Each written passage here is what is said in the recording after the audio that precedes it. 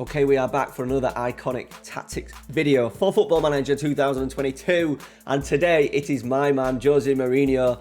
We're going to look at his tactic used in the 2009-2010 campaign, the treble-winning season with Inter Milan.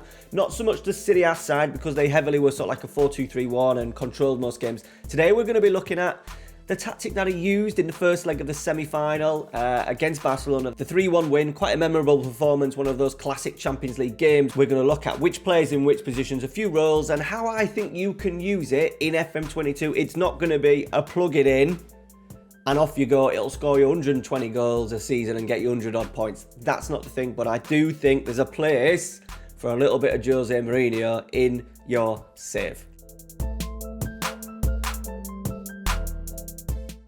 Alright boys, so here we are now. Before we really get into it, if you've come across from FM Scout, which a lot of people do for these tactic videos, I'd really appreciate it if you smash that subscribe button. Really trying to kick on now, get to 10,000 subs as quickly as possible, so I really appreciate that. Like today's video as well. Tactic link, as per, is down below for you to use. Now, as I said in the intro, I don't think this is a tactic that you can necessarily just plug in and off you go. Well, it isn't. I've simulated 3 or 4 seasons. I've been relegated twice with Norwich. The best I've actually done is finishing 3rd with Inter Milan. So it's not the greatest just in terms of plugging it in and off you go. Now, what I would do, and I'm thinking of doing a lot of this in my saves, is I always try and have a backup tactic to go to. Something that maybe you're playing a really difficult away game. You're maybe trying to see out the last 20 minutes without being a complete park the bus and not going forward at time, because that just obviously invites pressure. I think this is a good secondary tactic for you. So what we're going to do is we're going to go through the positions. We'll go through player instructions as well. So make sure you pause that if you're watching for Xbox and etc. And then we're going to plug it in. I'm going to play my Farsley versus Athletic Club York. This is my main save for FM22 right here on the channel. We're going to plug it in. We're going to watch it in comprehensive highlights and just slow a few of the bits down and just show you where the tactic I think looks pretty good. All right, so we've got a flat back 4. Julio Cesar was the goalkeeper. I've just got him on sweeper on defend. Maicon was the right back. He actually scored in the first leg by getting forward. We've got him on wing back support. 2 central defenders in Lucio and Samuel. I'm asking nothing in particular. We don't want anything special from them. Full back on defend. That would have been Zanetti. A right-footed player. He wasn't, even though he was a right-footed player on the left, he wasn't necessarily an inverted wing-back. He never came in here because of the danger of Dani Alves and Messi starting on this side. He would generally sit on that left-hand side. We've got him on defend because he very rarely got forward and got involved. In here, we've got an anchor man in Cambiasso, mainly due to this position here, which we'll speak about in a minute. Obviously, we've got this player a little bit further up. So the idea is that he covers the ground with Maicon getting round the side of this inside forward. I thought it was important to have an anchor man in there, just someone who will just sit and fill in these areas and not look at getting forward. Advanced playmaker on support, we have got Wesley Sneijder. Now, I did start him up here, but just in particular when they lost the ball in that first leg, he did literally come and sit in to make a 5. So I don't want him necessarily getting too high, and we've just got him on support. In here, we've got Thiago Motta. Now, this was a one that I couldn't really weigh up. I didn't necessarily want him to sit in here. He did get forward a little bit, but I've just got a general centre midfielder on defend. And there's arguments, was he a box-to-box? Probably not. I think maybe when Stankovic came in instead of Motta, that was maybe a more box-to-box. But I just put Motta on defend. And on this side, we've just got a wide midfielder on support. This is Pandev. Now, an attacking player generally, but because of Barcelona's right-hand side with Dani Alves and Messi, there was a lot of backtracking, and I didn't want him to be getting too high up the pitch, get into these areas here, and then was getting countered. His first thing was to stop Dani Alves and to help out when Messi was on a run. So I've just got him as a wide midfielder on support, and from what I've seen in the match engine so far, it fits quite nicely. Right, on this side, we are looking at Sami Eto'o. Now, I've got him, player instruction, just so you know, we'll go through the other player instructions in a minute, but he's sitting narrower. The idea is that he gets further forward. He was the one that linked with the centre forward in Milito.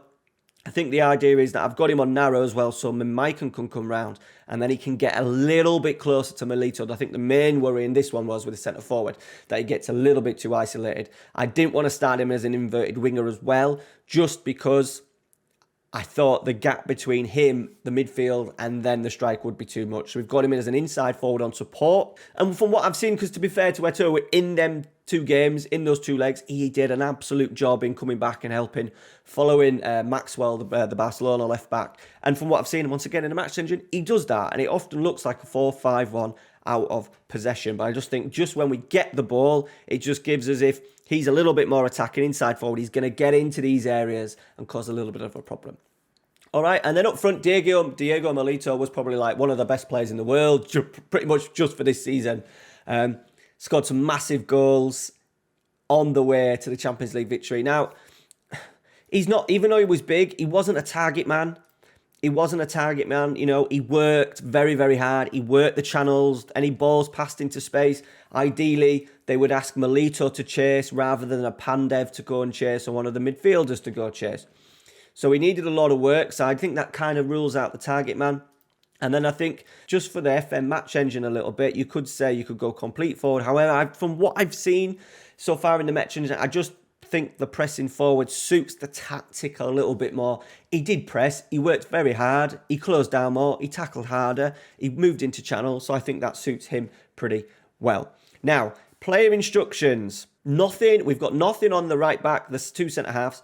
The left back, nothing either. We do want him crossing from deep, taking fewer risks. All right, now this is where the player instructions really kick in. So anchor man, tackle harder, mark tighter. It's the same for the advanced playmaker as well in Wedgie Slider. We're looking at more direct passes because we want him to be not so much getting the ball and pulling it sideways. I need a little bit of creativity. And he was the one that would normally slide passes in, trying looking for little diagonal passes into Eto'o, who would be coming from out to in, also sliding passes through to Milito. So we've got him on dribble more as well, just see if he can carry the ball up the pitch a little bit. Mark tighter, tackle harder. Central midfield on defend, tackle harder, mark tighter. Wide midfielder, you're getting their idea.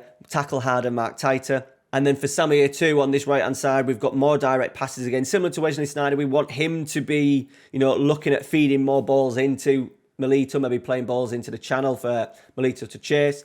Sit narrower because I'm wanting him to get into these areas just so he can get a little bit closer to Milito. Tackle harder and mark tighter, obviously.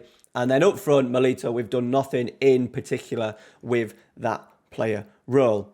Now, looking at the team instructions, we're looking at cautious mentality. Now, remember, they scored 3 goals at home against Barcelona. Jose Mourinho did say that he wanted to make sure they scored goals. They needed a lead. So just going defensive, I think, doesn't quite suit this tactic and the way we want it to play. So we've just got cautious. In possession, we've got a standard attacking width. We're naturally going to get width with Maicon on this right-hand side. I didn't want to go wide just because I'm a little bit worried about the turnover in possession. Approach play, we've got pass into space. We were looking from through balls maybe to a Sami Eto'o on that right-hand side, or Milito working both channels. Mixed crosses, standard practice, passing directness. I didn't want to go more direct because they often played through the thirds. There was often a ball from a centre-half into Cambiasso, into Wesley Sneijder, and then into the strikers and into Sami Eto'o. So I didn't really want to go more direct because I didn't want us to miss out this middle third where we've got, maybe up to 5 players in there at once. And then I also think going too direct, it'll see the ball get turned over too often. Time wasting frequently. Played for set pieces. They were obviously very good in the air. They had players, obviously the 2 centre halves were big.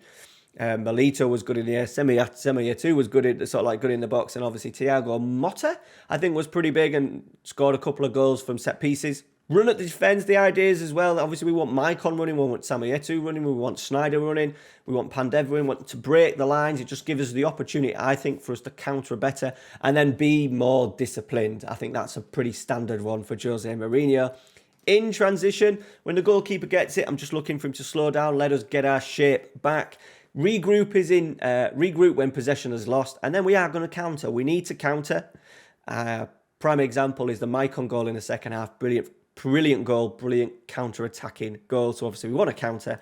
And then out of possession, we're getting narrow, so we're forcing possession out wide. And we've got a lower line of engagement and a lower defensive line. Use a tighter marking. We've trigger press more often, so when it does come into that third there, that middle third, we are on it. And at the last one, get stuck in. There may be a few yellow cards, but as I said, we're really looking at once that ball goes into that middle third there, past our line of engagement, then we're on it, we're pressing, we're hounding the ball back, so it gives us hopefully the opportunity then to counter. All right, so that is the tactic. We're now just going to take a look at how it looks in the match engine. Okay, so here we are.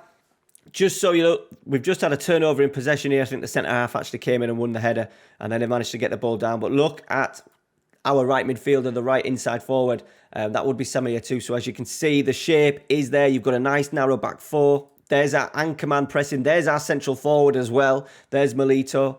So nice and compact look. So we're not looking at him, the right midfielder, being caught out and not helping out. He's in here looking after that left midfielder, which is good. Exactly what we wanted. Here we go, another little screenshot for you. There's our right back, just taking the throw, so that would be Maicon. And there is our one, Sam here too. So he is getting quite close. He is getting quite close to the central forward. And then I think the good thing about this is that if there's always a turnover in possession, you've always got two midfielders sitting in there. Obviously, this guy is Schneider, so he's naturally going to roam around a little bit. But with the central midfield in Butterfield there on central midfield and defend, and Wilson, you've always got that block against a counter-attack, which I think is good.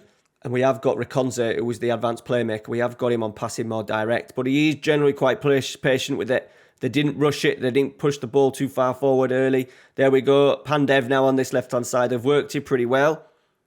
And this is what we want. So now they were getting Schneider in the box. They were getting Samir too in the box. So there you've got three bodies in the box there, and we get ourselves a corner. Here we go again, look. This is where we get Maicon into play. So he is starting quite defensively. Now look at Hopcut. He's starting quite wide. And then how it does is he kind of moves inside. And what that does then is create the space in here for Maicon to get round that right-hand side.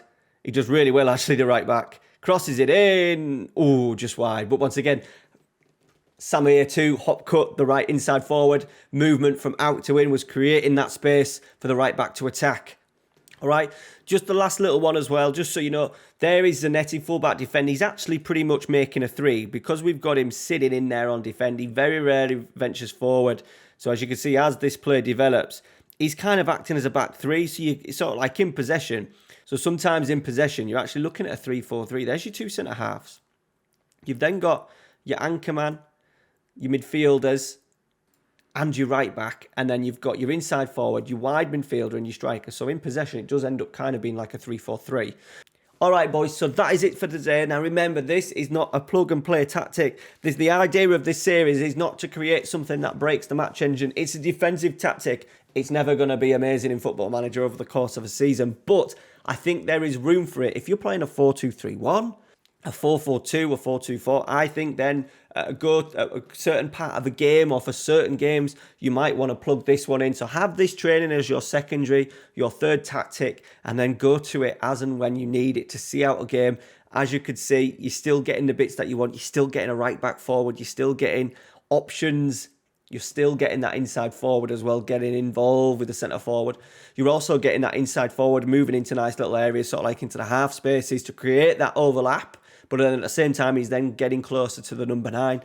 Let me know your thoughts down below, and let me know if there's any other tactics you want me to cover. The next one will be Johan Cruyff's Total Football at Barcelona. So far, the results in the simulations have been interesting, so we'll have that to look forward to either next week or the week after. All right, guys. Thanks for watching. Make sure you smash a like on today's video. Let me know as well if you're going to use it, or if you have used it. Muchly appreciated. Always like to read the comments. All right, guys. Take care. See you later.